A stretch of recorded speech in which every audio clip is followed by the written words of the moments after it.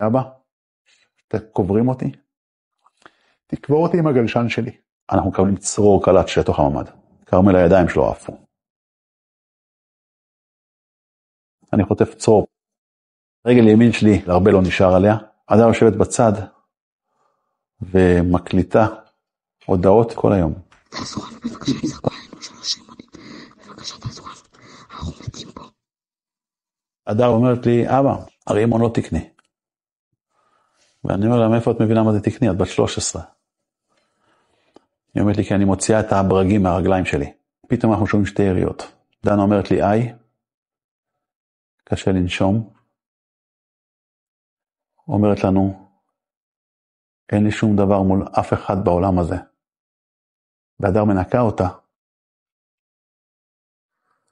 והיא אומרת לי, הדרי, זה נגמר.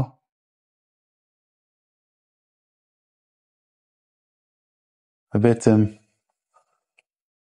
פשוט מתה. אני אומר להדרי, תקשיבי טוב. היא כבר לא סובלת. אנחנו צריכים לשמור את כרמל חי. היא אומרת לי, אבל תראה אותך, תראה איך אתה נראה.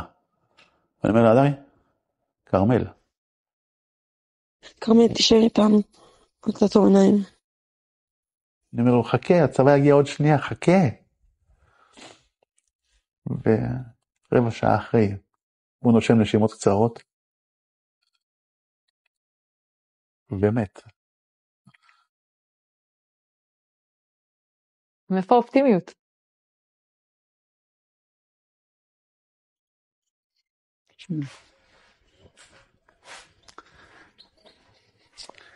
בסוף צריך להבין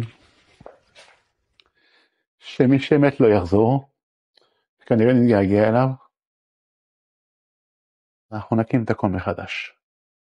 נבנה בית חדש, משפחה, קהילה, חברים, ואני בטוח שגם דנה וגם כרמל מאחלים לנו חיים טובים. ויהיה לנו כאלה, אנחנו נעבוד בזה, שיהיה לנו כאלה.